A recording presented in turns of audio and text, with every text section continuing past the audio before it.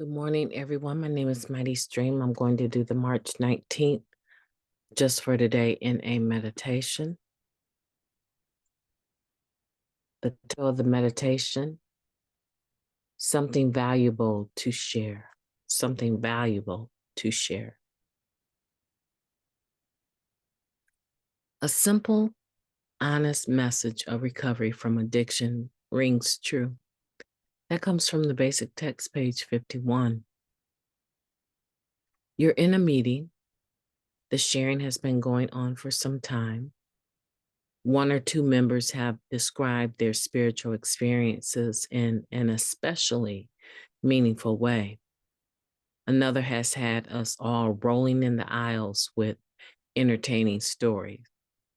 And then the leader calls on you. Gulp.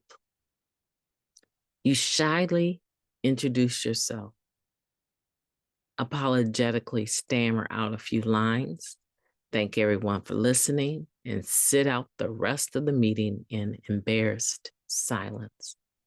Sound familiar? Well, you're not alone. We've all had times when we felt that what we had to share wasn't spiritual enough, wasn't entertaining enough, wasn't something enough. But sharing is not a competitive sport. The meat of our meetings is identification and experience, something all of us have in abundance. When we share from our hearts the truth of our experience, other addicts feel they can trust us because they know we're just like them. When we simply share what's been effective in our lives, we can be sure that our message will be helpful to others. Our sharing doesn't have to be either fancy or funny to ring true. Every addict working an honest program that brings meaningful recovery has something of immense value to share, something no one else can give, his or her own experience. Just for today, I have something valuable to share. I will attend a meeting today and share my experience in recovery from addiction.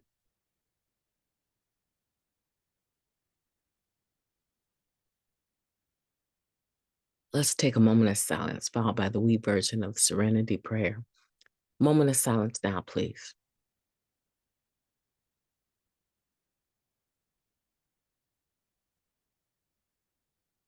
Thank you. God, grant us the serenity to accept the things that we cannot change, the courage to change the things that we can, and the wisdom to know the difference just for today, please, and thank you. Something valuable to share. Do you feel that way? Do you feel that you don't have anything to share, that your message isn't as powerful or extensive as someone else's?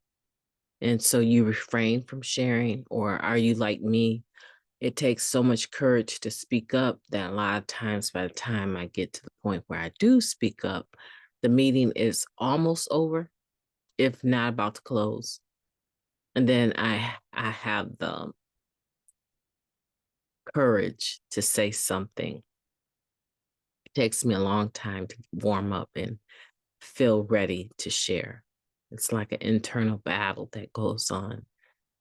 And sometimes, admittedly, there's this thing that says, no one wants to hear how in love you are with God.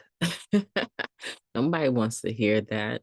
They already have you pegged this, this spiritual walking person. No one wants to hear that, you know.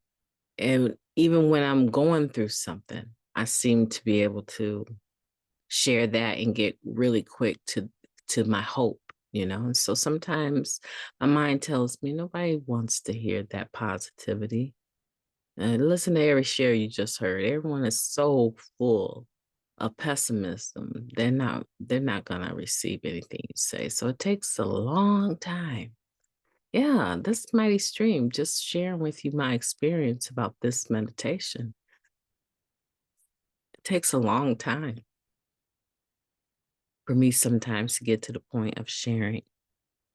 I'm sorting so much out before I share, trying to make sure my motives are right, trying to make sure that I'm not cross sharing in an undercover way, trying to make sure I'm not doing a sniper share, trying to make sure that this is my personal experience and I'm not trying to fool anyone and make it sound like I've had an experience that I didn't. And so my mind takes me different places when it comes to believing that I have something valuable to share, and it's quite obvious that I do. I mean, you're listening, and so I know that means something to you, and it means something. It means, I don't know, I want to say it means more to me to have you listen, but that may not necessarily be true, but it means a lot to be able to believe today that I have something valuable to share. And so if that's you, if you struggle with that, maybe for different reasons, maybe you're shy, maybe you just haven't gotten the faith up yet that anything you would have to say that some people, this might be you. Listen. Okay, listen. Sometimes, sometimes I think what happens is that a person has an experience of failure because of relapse or just poor decision making, right? They have that experience and they don't feel that on topic that they should be able to share whatever they have because they don't necessarily have the positive I didn't use no matter what story. But don't you think, come on now, don't you think for 1 second that takes away from the value of you being able to share just that? Okay. So even if we pass through something and we didn't pass through it perfectly, we may have relapse. You don't think you telling your story as to why and what was going on? Well, we know you relapsed because you wanted to, but there were some other components, right? A lot of times the resentment, there was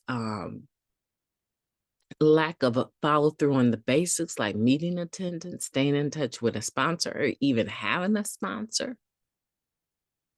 There was pride, character defect that got in the way that caused you not to ask the questions that you needed to be able to get the help that you needed to be able to stay clean. There is so much power even in what you might consider an unsuccessful attempt to stay clean in a storm. People need to hear it. You can never judge a share by its cover. You know how they say you can never judge a book by its cover? You can never judge a share by its cover because you don't know for sure who that share is going to help. You don't know. And it doesn't always come in the most beautiful package, meaning that the messenger is, the bomb, looks the bomb, and shares the bomb. No, it doesn't always come in that type of package. Sometimes it comes in a torn up bag that has the willingness to give back freely what was freely given to them, meaning the sharer, the messenger, may be tattered and torn with a story of chronic relapsing. It may not look the way you think it needs to look, but once it's opened up, it has all of the components that come with gratitude, which is that when we share and when we care, right? Our gratitude speaks when we care and when we share the NA way, which is to give back freely what was freely given to us. And so we can't judge a share by its cover. That's really folly. It's really happens all the time. I've done it. I've done it. And then been amazed at my ability to benefit from what was shared. That happens all the time. Don't let it stop you. You do have something valuable to share. So when you attend a meeting today, I want you to share your experience in recovery from addiction. Make sure you do that, okay? Open your mouth. I don't care who you are. I don't care. If you have not been sharing, it's time for you to get back to sharing. If you haven't ever shared, it's time for you to start. And just start with the simple truth. My name is so and so, and I'm an addict in recovery. I have a lot of gratitude today. I recently, and tell whatever you recently did. And in regards to recovery and being able to apply these principles in all my affairs, I was able to not snap. I was able to not go to jail, or I actually didn't apply spiritual principles and I ended up in jail clean. Tell your story. I want you to do that today for me. My name is Mighty Stream. I've enjoyed talking to you. I hope that you have a beautiful day on purpose. Talk to you tomorrow, guys.